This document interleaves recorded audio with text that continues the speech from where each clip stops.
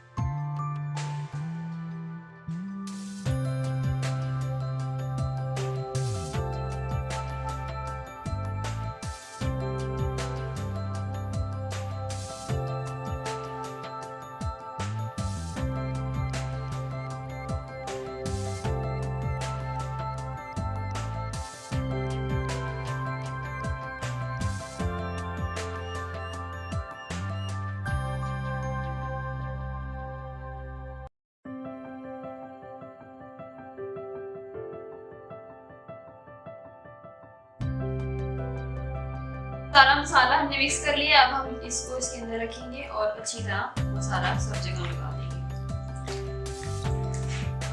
इसको सबसे पहले अच्छी तरह वॉश करना है क्योंकि वो बहुत जरूरी है।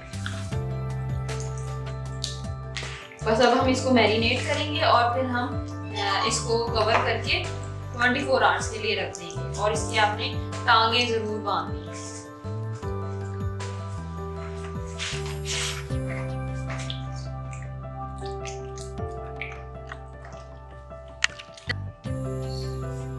इसको हमने अच्छी तरह मैरिनेट कर लिया, अंदर भी सारी तरह अच्छी तरह लगा दी है। अब आपने करना ये है कि इसको ऐसे पकड़ना है और इसको बांध लेना है क्योंकि ये टूट जाएगी वरना।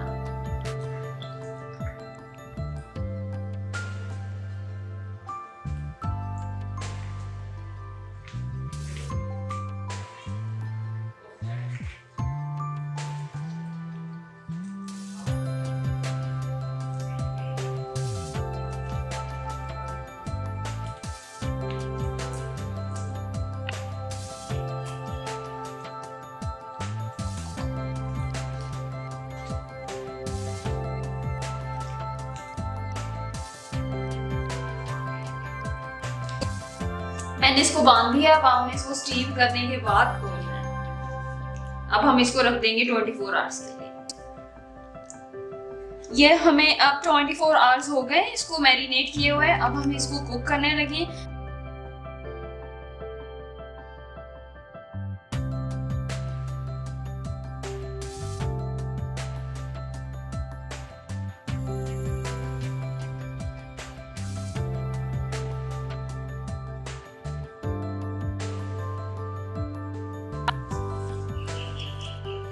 इसको अब हम कुक करेंगे और जैसे ही उबाल आएगा तो हम इसको हल्की आंच करके ढक देंगे और फिर उसके बाद 8 मिनट पकाना है और फिर आपने हल्के हाथ से इसको पलटा के दूसरी साइड 8 मिनट पकाना है। कुछ ऊपर से डालना नहीं है, ये दही के पानी में ही कुक हो जाएगा।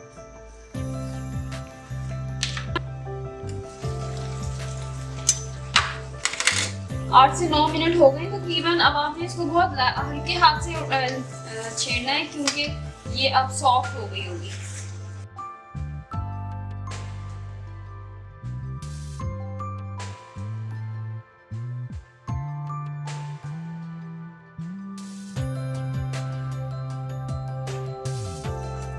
आठ मिनट हमने ये इसको कुक किया है। अब हम इसको 8 मिनट और पलटा के कुक करेंगे।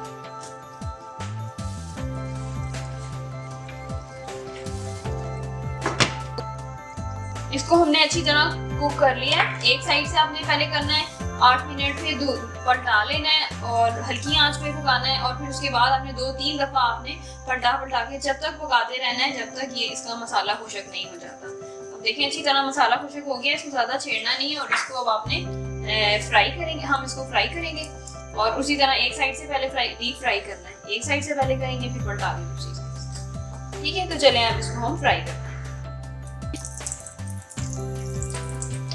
ऑयल को आपने फुल तेज गर्म करना है, उसके बाद उसको आपने बिल्कुल लाइट आंच पे कर देना है। उसके बाद आपने चिकन को उसमें रख देना है।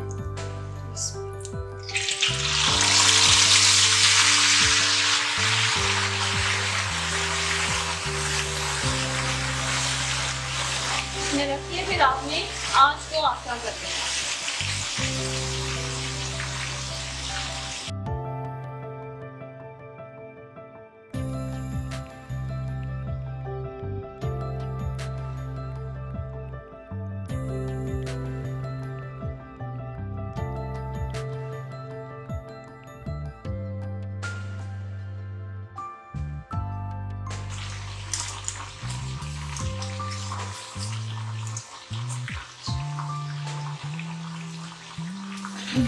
अब ये डीप फ्राई होगा, इसको आपने सही गोल्डन फ्राई करना है और इसको ट्राई जरूर कीजिएगा। बहुत ज़बरदस्त किस्म की रेसिपी है।